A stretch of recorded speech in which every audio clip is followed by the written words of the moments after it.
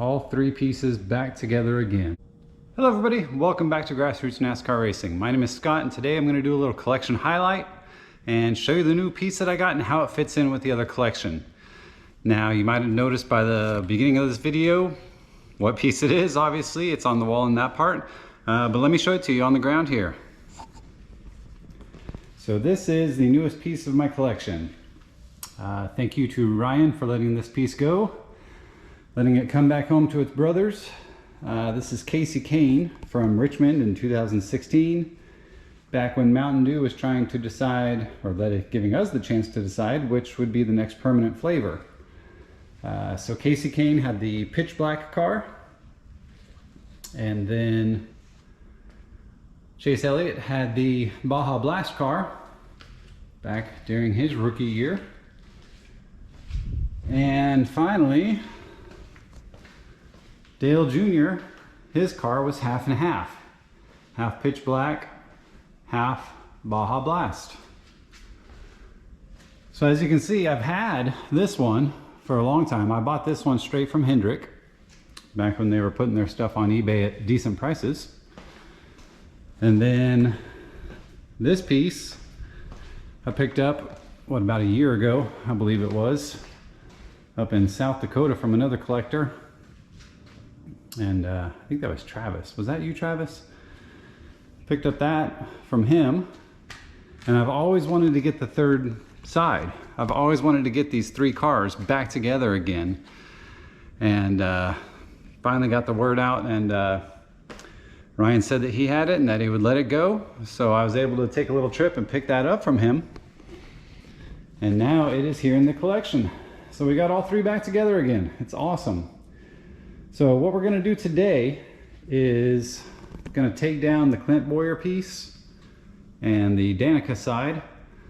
And then we're gonna put Kahne probably on the bottom over here, and we'll put Dale Jr. up top. And then we'll have all three on this wall.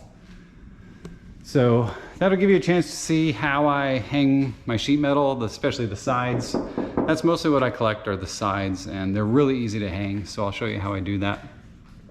But yeah, let's get these down. I got to take down the Dale Jr. side, and then we'll start hanging them up.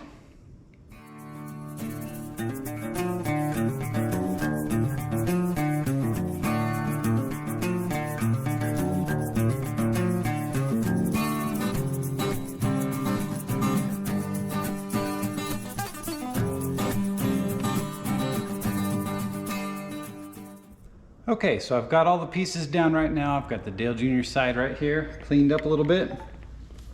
I'll show you what I'm gonna do. So this is how I hang my sides. I'm gonna try and reuse the existing screws. You can see I've got a screw right there, and then one right over here, right up there.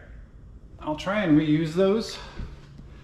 And what I do is, if there's any bracing on the back, I'll use that. So you can see right here on the back by the rear wheel, there's still this piece of bracing. And I just use this steel wire, and I'll just wrap that up around the screw right there and hang it on that screw. And then up near the front, I don't think this one had much bracing up front, yeah. But there were still the holes where the bracing was. You can see the holes there. So same thing, I just run the wire through and then wrap it around the screw. And you can see from the front, once it's hanging, that stuff's pretty tight. You can't even see that when it's hanging. So it's a good way to hang them without being able to see how it's hung. Same thing I did right here, look at that. You can't even see that wire. So let's try and get this piece hung up, and then we'll figure out how we're gonna hang that one. We might have to drill another little hole in that. I haven't looked at the back, so we will see.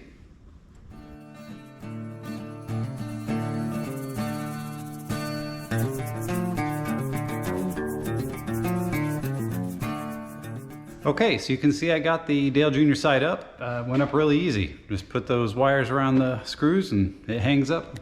Looks good. And that one came out level the first try. Pretty good. So I'm gonna try and reuse these same screws, but I think I'm gonna have to move that one over a little bit. It's just too far over.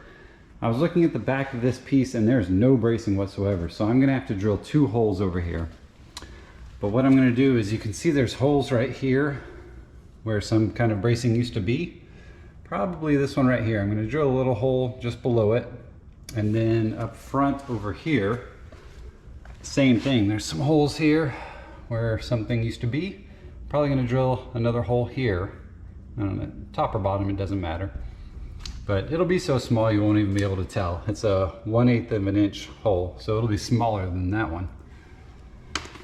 But that's what I have to do to be able to hang these. It's not gonna affect the value.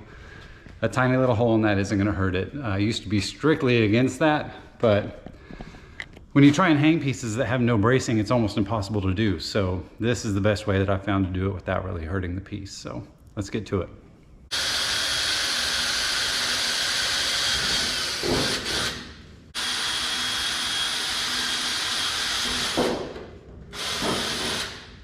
Okay, so let me show you how I hang this. Now that we've got the holes drilled, just take some of this steel wire.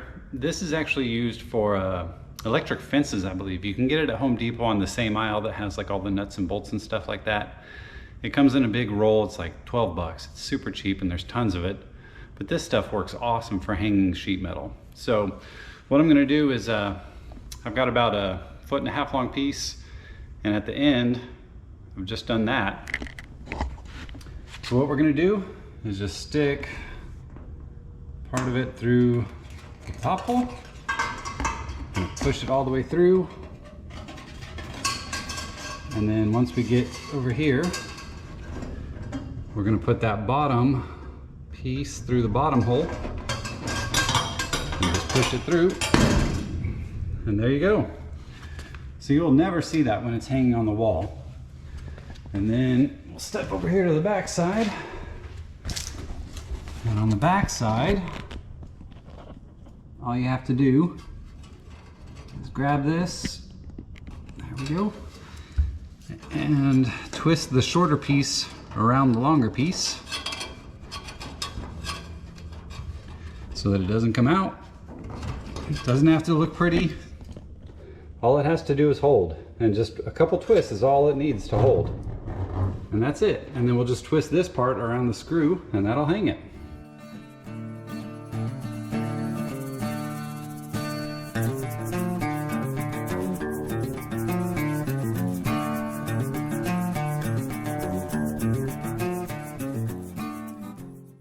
All right, there we go. Just like that, they are hung up. Pretty easy. As you can see, I know it was sped up, but it's so easy to hang the pieces using the wire and the screws like that. I mean, it's just so simple.